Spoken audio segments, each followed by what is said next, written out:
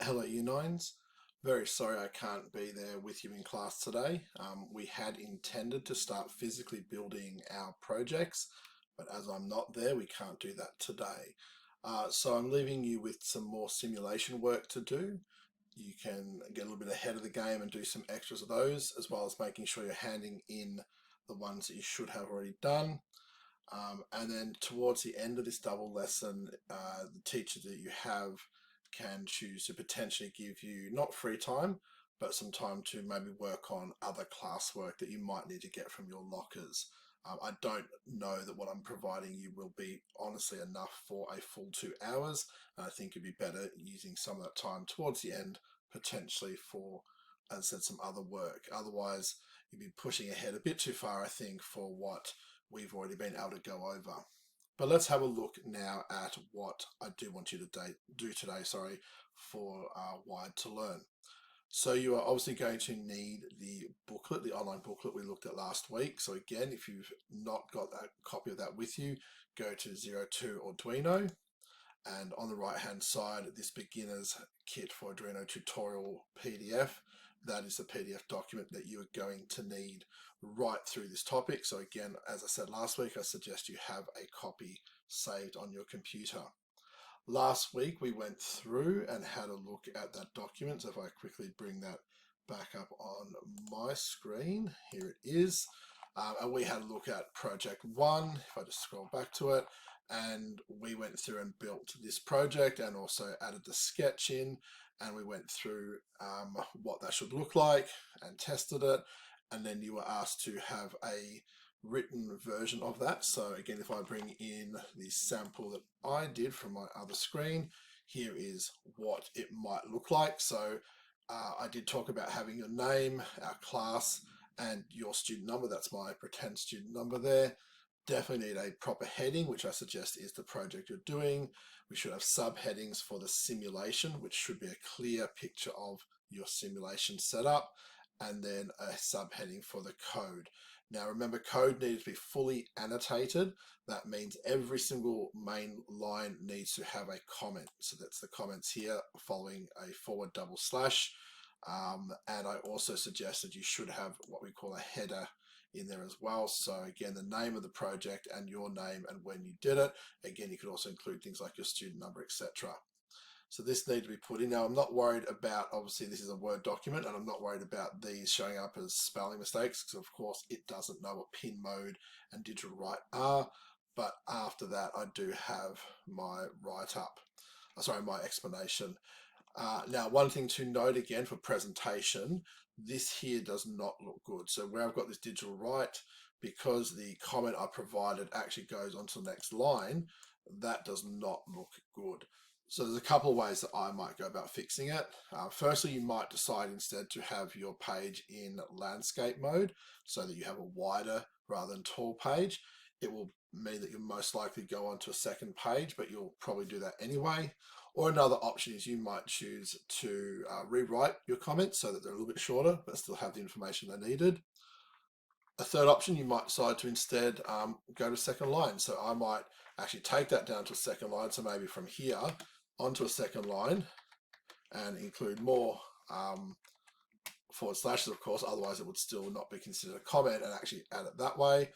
Or a fourth option, if I just undo that, might be that instead of doing your comment of the line straight after, you might instead decide to actually comment the line above. So if I took this up here and commented there, obviously I've got a full line now.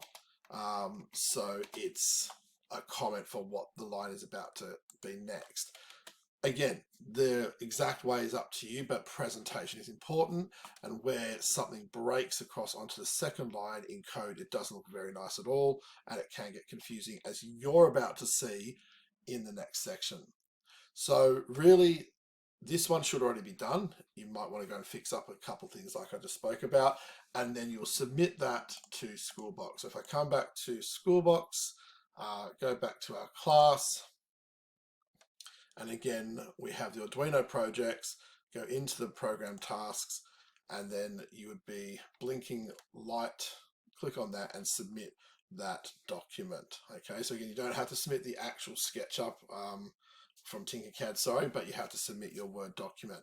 Now, normally once you've submitted that, I would then see it and then ask you to go and build it in real life. But again, as I said, I'm not there, so unfortunately that's not possible today. And that's the process for all of our tasks. So again, as you complete each one, you go from there.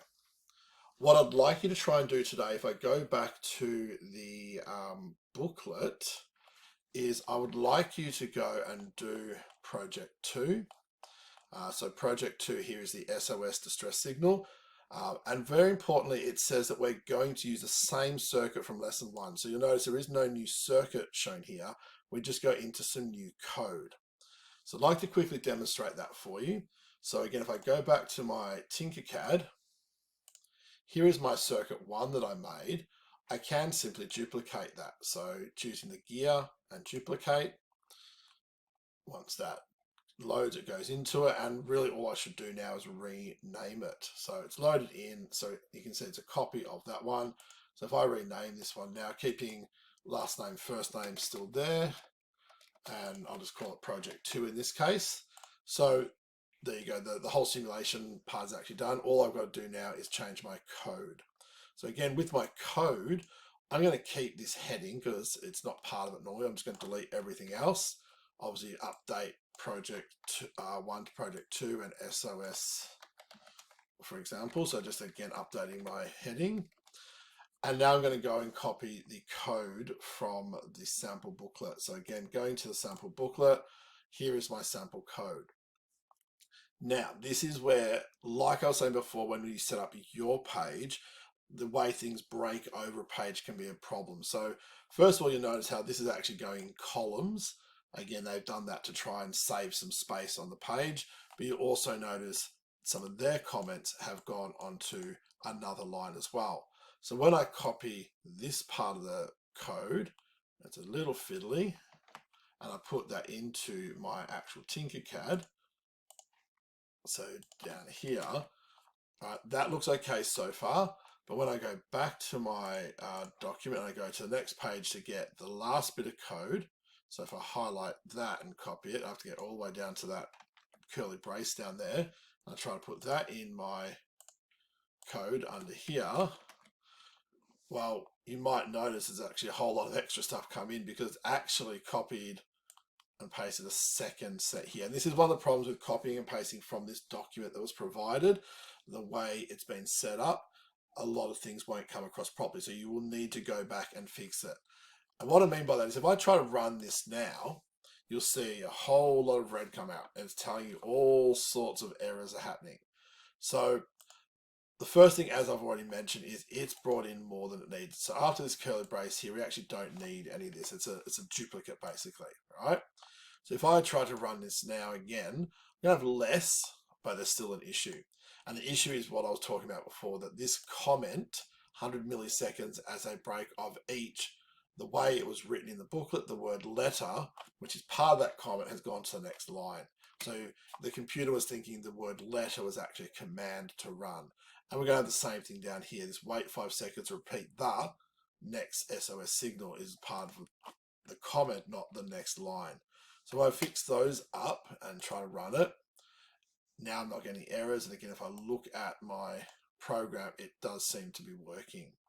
So you're going to have to do some cleaning up basically of the code that you copy from the booklet to make sure it runs. So remembering you're looking for things like function names, always open and close curly braces. Inside that, they need to be indented in at least. I usually go tab space, but they've used a couple of spaces, which is fine. Looking for loops and things like that. So you might need to work together, help each other to find those sort of mistakes, but eventually they do all fit.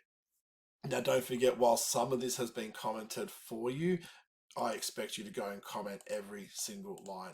So I want to comment for what this digital write does. What does this delay 150 mean? What does this digital write mean? And what does this delay 100 mean? And you need to do that for every single line. There is a lot of repetition in this particular program, obviously, but I expect you to still put them in. And as we talked about, if you can see the repetition and you can copy and paste a comment, feel free to do that, as long as the comment is still accurate. So when you eventually put this into your Word document to submit, this is obviously going to be quite a long one. It's going to go over multiple pages of code. Okay, so might take you a little while to get this one right. Now, let's talk about a few other things, please. So, if I go again back to the PDF, okay, if I scroll down a bit further, there is a sample code 2. So what I want you to do is also to have a look at sample code 2. And in this one, it's going to try and simplify the code a bit by bringing in a loop. Sorry about that highlighting. Here is a loop. So instead of all those lines, this loop is basically saying, hey, do this loop 3 times, and then do this loop 3 times, and then it actually comes down here, do this loop 3 times. So it's actually reducing the overall lines of code by about 2/3.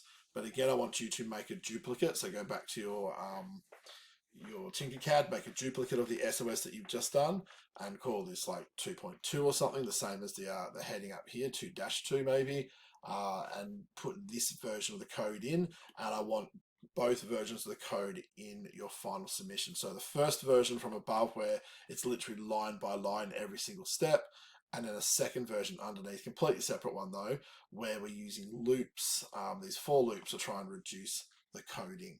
Okay, so this one will actually have 2 sets of code, and because of simulation, you'll have to do 2 simulations for that to work. You can't put 2 different code in there at once. Finally, for this one, again, if you want to know more, you should read through this. So especially with me not being there today, it might be a very good idea to read through what a for loop is and how it works. And that's something you can do for yourself. You can obviously talk to each other and try to understand it with each other. And I'll come back over this a little bit next week, hopefully. But if you read through this, you should be able to understand it. If we scroll a bit further down, I would like you to try this exercise. So this exercise, do it as another simulation. So again, you might want to start by duplicating yet again the one that we've already done. Remember, that's only using a single light. You need to think about, how would I add 2 more lights in? So you've got a single light. Think about the pins that you might need to use. Do you need some more resistors? What would you call those pins? What pin numbers are they, and so forth? And see if you can follow this through. So the first part, red light comes on. After 5 seconds, that's what this middle bit means, 5 seconds, the red light's still on, but the yellow light comes on. After 2 seconds, red and yellow are off and green is on. 5 seconds later, the yellow light comes on, and then 2 seconds later, the red light comes back on again, which basically means you're coming back to this starting point. So see if you can make a set of traffic lights using the ideas from the first 2 projects that just run through this cycle. If you've looked ahead, or when you finish that, project 3 is basically similar to that, but we're going to introduce the idea of a push button where we press the button and then the traffic light sequence happens. So if and when you finish all those parts of project 2, so the original version, the version with for loops, and now a sort of secondary project with traffic lights, then you can come down and start the whole process again for project number 3, where you can build a new project as shown here in the simulation, then go through the coding to try and make it work. And again, this one you can see straight away there's going to be lots of things that break onto other lines, so be very careful, look at how you need to fix that up before you try and run it. Look, as I said at the beginning, and that's a lot to go through, I know this video is going on 15 minutes now, there's a lot there to do. It will realistically, I think, take you an hour or so plus, and then once you have done all of this, please have a chat with the teacher in the room or teachers in the room and politely ask if there's something else you can work on from another class. If you really have nothing to work on from another class, this is not free time, as I said, and for the teacher in the room, you're hearing this as well, you can absolutely continue on. So you can keep reading through these, reading through push buttons, and you can keep moving on. There is an activity here, a homework task, that you can change some different sequences. You can have a go at that. And if you really need more to do, keep working on project 4. So there's absolutely no reason for anyone to be sitting around doing nothing. I think by the time you do 2 and 3 properly, as well as those extra components, you'll probably be pushing most of the time. But for those who are faster, or for some reason you choose not to finish all of this work, then I'd absolutely expect you to have something else productive to do in the classroom. Okay, I will be looking at projects 2 and 3 with you next week, and then we will definitely be building. And if I feel that you didn't use today's lesson efficiently, then we will have a conversation next week. Good luck with it. Again, I'm sorry I couldn't be there, and again, I'm sorry that this video is quite long. Obviously, you can go back and rewatch bits of it if you get stuck with what you're doing today, but I'm sure between all of you in the classroom, including the teachers that you have, that you'll find plenty that you can do.